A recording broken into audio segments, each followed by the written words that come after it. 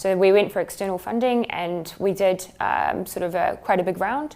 And now we're really focusing on US market and corporates and diversifying and really scaling in a much faster way. This love that reaches to my heart feels so good. Today, I have the pleasure to welcome in the studio Genna Elvin. Welcome. Thank you. Genna is one of the very successful entrepreneurs of the country with François Gaspard. In 2011, they created Tadaweb. So maybe can you just present what you do at Tadaweb? Sure. So we are a technology company. And what we really care about is augmenting the human experience and the human way of doing things. So we've created a small data platform that enables analysts and human beings to basically obtain the information that they need through teaching our platform the way in which they gather information. So providing better access to open source intelligence. So basically what you can do with Tadaweb is almost code a program by giving very simple instruction and make sure that the machine will search just like you. Exactly. So we essentially provide a type of visual programming language powered by you. So which kind of application do you have for that? Sure. So we work with everything to do with open source intelligence. So there's a number of different applications. What we really work with is helping analysts gain better insight. We really focus on the sector of public safety and national security, and what we really care about for our mission is making the world a safer place. So if I translate in my own words, for example, if you wanted to screen huge quantities of posts, you could tell the machine, I'm going to look there, and then I want you to look at this, and if you see that, you should do that. Is this similar? So we still focus on really precise data. So unlike a big data solution that sort of consumes a lot of information, we really focus on identifying the precise data points, putting those together, and then really sort of understanding things in a much more precise way. Super. So now that you've got what the company does, let's go through the numbers. How many employees do you have? So we're currently around 130. So 130 employees for a 12-year-old company. Let's go through the odyssey, because I remember seeing you at ICT Spring. I think it was in 2012. Yeah. At the time, you were like all those startuppers trying to sell your non-existent technology, something like this. So how do you go from this to such a big company, which I think is present in 5 countries? You're in London, you're in Paris, you're in Ottawa, and you're in the US. Yes. So how do you go from ICT Spring, the most local global event I know, to this? I mean, it's quite a story, and I don't think we have time for everything, but I think we sort of had a much different approach to a lot of young startups. We decided that we'd go slow and steady. We wouldn't invest too much in growing really, really fast, really quick. So I think we really focused the first few years on building out our platform. So how many people working at the time? So in the beginning, I think we were between 3 and 5, and then 7 year 3. Okay, so still sustainable, low salaries, no real revenues. Exactly. Okay. And so I think at one stage you were at Technopole with Diego. Exactly. And you won one of those contests, and you got the chance to go to the Silicon Valley. Indeed. So what did you do there? So that was an eye-opening experience for us, because a young startup, Luxembourg was a really different country at the time. Banking, finance, not a lot of technology, startups, what's that? And so we were very lucky to present at TechCrunch. For us as a young company, we were sort of blown away by the ecosystem. We got an article in TechCrunch, we visited Google and Facebook and Twitter, and we opened our eyes to this amazing way of these really successful companies that were creating a working environment, creating a culture, creating an amazing technology. And we decided that, okay, we're going to bring that back to Luxembourg. So you come back, you're still with your small team. Where do you go from there? So we really focused on building amazing technology. And we didn't really focus I would kill myself now thinking back at that time, because when I'm speaking to young startups, I say monetize early as possible. We didn't do that. We really focused on building technology. We didn't care about product market fit. We had a really great business angel, local Luxembourg business angel at the time, who really sort of inspired us to keep building amazing technology. But you get to a point where you realize that you build a company to make money. So it was a time where we definitely decided that we had to focus on revenue. So when is it? 2015? I'd say 2000. Around then, we decided that, okay, we've got an amazing technology, but how are we going to sell this? So we really started focusing on the local Luxembourgish market. Product market fit was for us, we thought it was regulatory monitoring and Big Four and things like that. It wasn't exactly product market fit. It was too loose.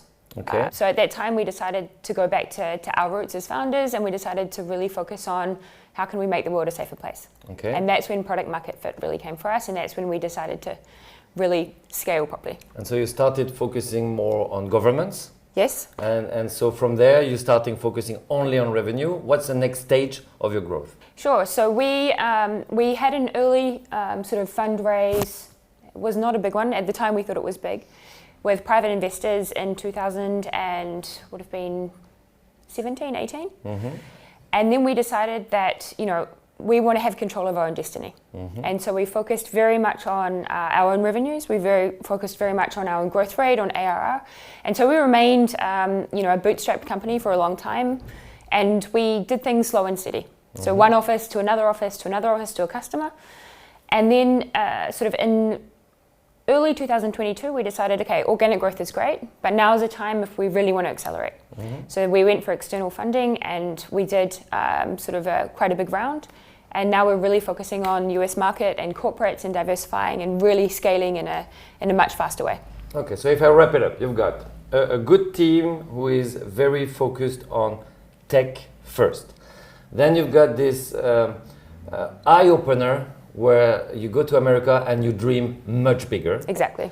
Where it becomes counterintuitive is, instead of doing the way I think people would do today, trying to get money, raise money immediately, you had this conscious decision to find your product market fit. Exactly. And taking it from there, you basically slowly but surely, mostly organically, went until 2022, where you start to say, okay, we're ready, we've got the product, we've got the team. Ready to put the foot on the accelerator. Exactly. So a question everybody's going to ask is, how do you find so many good employees? Let's talk a bit about your COO, who used to work at Microsoft. CTO, yeah. CTO, sorry, she worked at Microsoft. How do you find her? How do you make her quit from Microsoft? How much do you pay her? You cannot say, but I think people are often complaining that it's hard to attract talent. How did you do it? Yeah, so I've always said, right from for many years now, when, here in Luxembourg, a lot of people say, yeah, Luxembourg's really hard to bring top talent. I've always said, I don't agree. Okay. So I think what you need to do is you need to provide these kind of, hard-hitting, amazing people, firstly with an amazing challenge. Yes. Especially when it gets to a senior level, of course, remuneration and things like that are important. But one thing that I've definitely understand now is that, amazing profiles, they want challenge. And so that is the first thing. The second thing, particularly when it came to Tracy, so Tracy Truan is our CTO, amazing woman, very senior in Microsoft. She'd been following us for a long time. So we partnered actually with Microsoft for many, many years now. Again, as I mentioned, I think young companies are often too scared to approach giants like that. Yes. Again, if you work with them and you give them technical challenge, you actually work with them in a sort of developmental partnership, you can work with a lot of amazing people. And so that's what I really encourage the young startups to do, is don't be afraid to just go and try. And now with our exec team and some of the senior hires that we've got, they're just really excited to be on the journey of creating something. So you bring them in early, you give them a lot of liberty to do what they really want to do, and they're in control of and create something amazing altogether. So of course, the mission, the challenge, you're right, is very important. I'm sure the salary, you cannot do what you want. So I guess stock option could be an option. Can you do it in Luxembourg right now? So that's one thing. So we were one of the companies really pioneering stock options a while back. Again, thanks to the US trip, we discovered, wow, okay, you don't necessarily, startups don't always have the resources to provide early on. The Valley taught us that, the power of stock options is very important. Yes. Coming back to Luxembourg and realizing how difficult that is to do was a bit of a wake-up call. Thankfully, we've got Aaron that have been with us a long time that really sort of helped us in negotiating that journey. But it is tough, and you do have to just find a way. And I think particularly now, also one of my big pushes within my role in startups.lu is really how can we create an environment that's more conducive to making startups successful. And stock options is a big part of that. And so it's definitely not impossible to do. It's not easy, but you can do stock options in Luxembourg for sure. Perfect. So since you've been doing the journey, the local, going abroad, coming back, and then becoming global. The new government has been appointed yesterday, basically. If you had 3 ideas to facilitate entrepreneurship, startups in Luxembourg for the next 5 years and beyond? Yeah, great question. I mean, I think the ecosystem has definitely changed quite a lot over since we started our company, for sure. When we first started, banking, finance, very, very structured, that was Luxembourg. There's definitely been a lot of changes in the right direction. I still think we need to react faster. We definitely need to, identify what startups need and really not take 5 or 10 years to make that happen. We need to actually get going a lot quicker.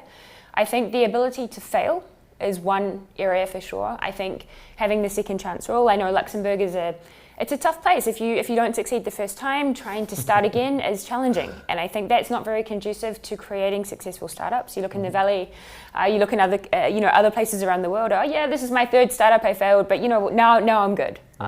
I think going back to what we talked about earlier when it comes to stock options, I think we need to make that a lot easier, for sure. And I think what we need more investment, particularly sort of Series A and B. So you have your early stage investors, great. When startups want to actually bring in more capital, they're generally going out of the country. They're going to London, they're going to the US, they're going to Germany. So I think already having those 3 things will definitely facilitate the amount of startups and successful startups. Perfect. And just to finish by linking all the dots, you have a strong connection in New Zealand and Australia. I'm fascinated about anything related to space travel. That Luxembourg has identified this niche with anything related to space. How could you stimulate some results in the space environment? So obviously space, I think, is really exciting. And it's definitely a big passion of mine as far as understanding. But also, I think when we created, so I'm also the founding board member of the Australian-New Zealand Chamber of Commerce here in Luxembourg. And why did I do that? Because I think there are a lot of amazing synergies between places like New Zealand, places like Australia, and places like Luxembourg that traditionally have no connections. So going back to your question about space, Luxembourg is really investing in space tech and satellites and all that kind of thing. New Zealand has launch potential. And so instead of having to sort of do the big lines to get everything out of the US, why don't we start identifying some of these connections that are not obvious for everyone and make amazing things happen. It's looking where nobody else is looking. Exactly. And get it faster. Well, thank you very much, Genna, and I will follow the continued growth of Tadaweb. Amazing. Thank you so much. Thank you. This love that reaches to my heart.